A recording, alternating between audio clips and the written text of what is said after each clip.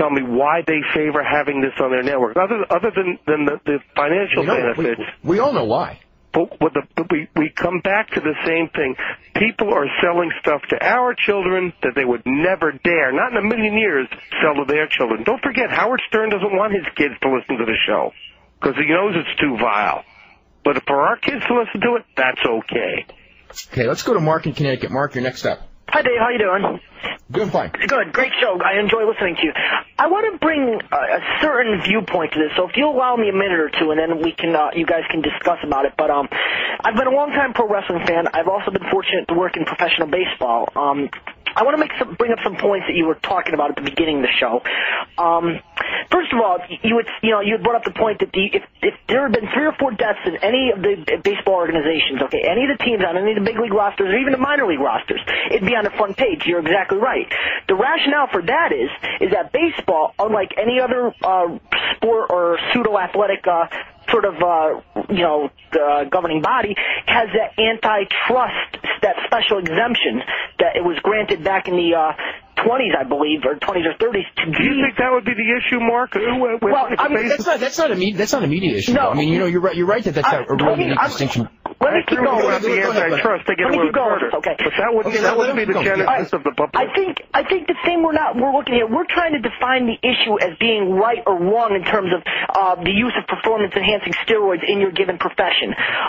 Where I'm going with this is, let me tell you something. If you're in baseball, okay, if you're not a prospect, okay, and that player or personnel director is coming up to you and basically telling you, well, you're a left-handed hitter and you just don't have enough pop in your bat, either find some quick or you're on your way out, here's your release, it becomes a question of viability, and they know the risks. It's the same thing. It's the same thing in terms of a journeyman indie wrestler. Okay, if Jim Ross or Jim Cornette or whoever handles the front office, the evaluation, okay, kind of hints around that well, we like your look, we think you're marketable. However, you're a little light in your shorts, so to speak. It's a conscious point. It's a conscious decision, though. I don't think it can be defined in terms of right or wrong. It's like it just is. That tacit understanding goes to the doctor.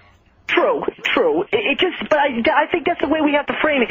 It just is, and that is. I would suggest to you, Mark, that there will be a death. There will be a drug-related death as it relates to performance-enhancing drugs. It probably will, and it won't stop there. There could be 10 times. And you know what? It'll be on page 1.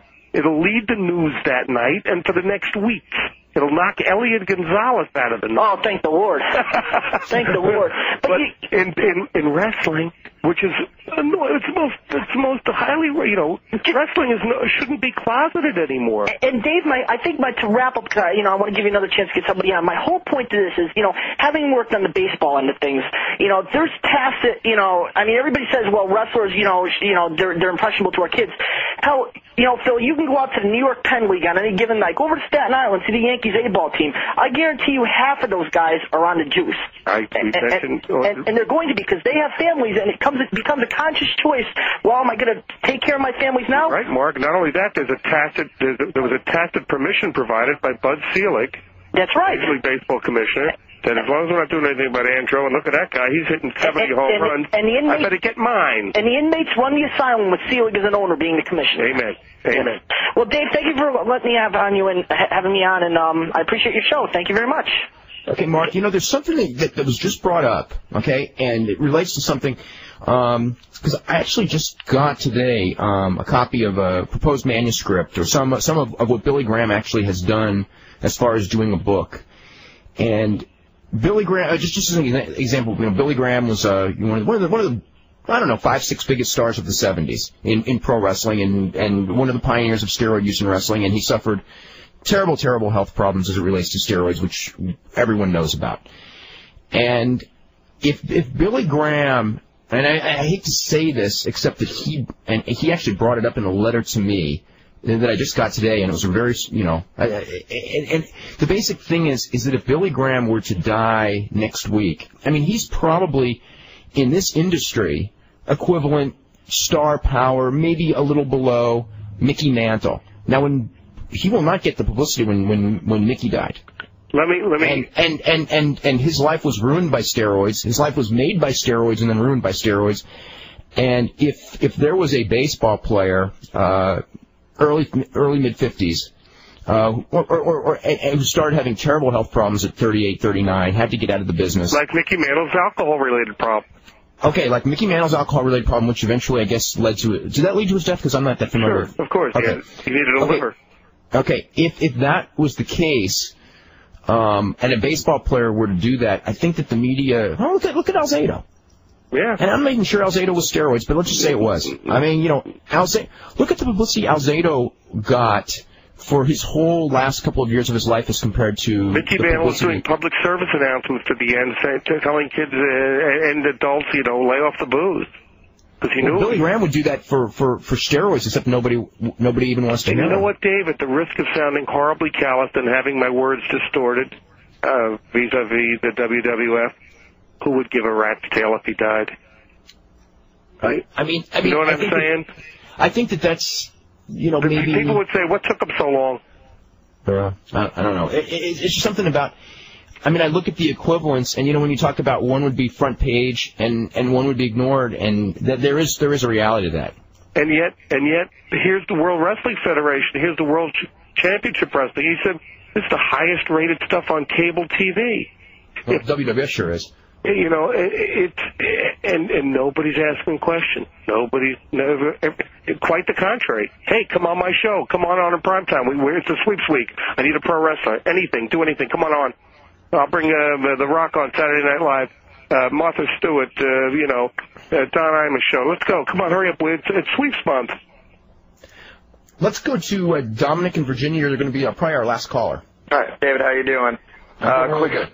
Just by wondering, when Arquette and Bischoff do about a 1.3, what are they going to blame that on? Just by wondering on that. Well, I think we're going to have to wait until maybe Wednesday for this, only because of Easter. Everything may be delayed. But, yeah, Monday Night Football.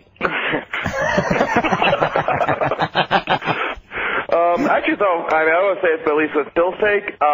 It's kind of weird because, when I started out, reading a lot of his columns, I would just, be like, the idiot wrestling fans, be like, oh, he's just against this, he's against this. But swear to God, Bill, I can say this, more and more I listen to you, you're right on the ball on half this stuff.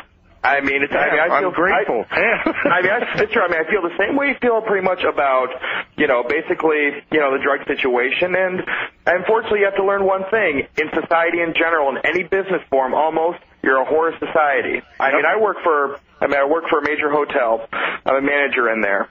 In 3 seconds, they can get rid of me and bring you back. No matter what happens, they can get rid of you in 1 second and they'll just bring someone else in. And that's unfortunately the forms of all work in society. But coming from a wrestling fan, your comments mean more to me than any other fan of any other endeavor. I appreciate that. That's not. I pretty much felt like, especially when certain things happen, I feel like, oh, what's Phil going to say? Which is almost scary, almost to say that, because when I was living in New York, I was reading your post a lot, and the one thing that I want to bring up that really, and it's one of the things that's always made me mad is whenever there is a death among a wrestler, within 24 hours, someone in wrestling will call me up to find out what's Phil going to say about it. And to me, it's like, why don't we do something to get this death rate down rather than go, oh, my God, somebody died. What's Phil Mushnick going to say today? Oh, my God. I just think, That happened right after the Owen Hart thing, because... it's like the little chat room for people to talk about that. Swear to God, within 5 minutes, 7 people were just thinking, oh, Christ, what the hell's Phil going to say? Which is, it's almost like it seems like you're the anti-wrestling in a way, which in some fans, you're almost like on a low level, like maybe it's an ECW fan, kind of like we feel on Bischoff, but a bottom barrel, but... my big problem with people is, why don't you ever write about the bad things that go on? Baseball and they don't read your columns. I'm an advocate I'm not an advocate. I'm a plaintiff that virtually all the sport has been removed from all of our sports as a means of marketing. Oh yeah, I was actually watching the thing with your talk on the last word for probably got maybe the last 5 minutes of it. So kind of like it's been a busy day. Yes, multimedia day. You've done everything else. Actually, I want to talk to you because I did end up going to CyberSlam over the weekend. Really, the swerve. Pretty much when they ended up having the Credible Dreamer match. Basically, everybody had, their own thought. Either, Credible was going to to run the ball and go into basically everybody knew Van Dam's going to be next. That's obvious. That's Van Dam no matter what next. They feel it's either going to be, Dreamer turning heel or Credible, basically having the bell, which from the call you had a couple minutes ago, or I think about 2 callers ago saying devalued, it's a total new beginning right now. And I think pretty much, the card itself was just, CyberSlam always seems to be the best show of the year. This is my 3rd straight year of it. And they always pull the best show. The only thing I really wasn't getting into was pretty much of all the Too Fast, because Too Cold was there and he just looked huge. I think worse than he did in '96 when he was really letting himself go. But wait for you to go right next. Yeah, Dominic, I really have to wrap this up because we're totally out of time. All right, no problem. Okay, Phil, I want to thank you very much for doing the show. We'll talk soon. Okay, and I want to tell everyone tomorrow we'll have Bruce Mitchell on at 6 p.m. We can talk about tonight's wrestling, which starts momentarily.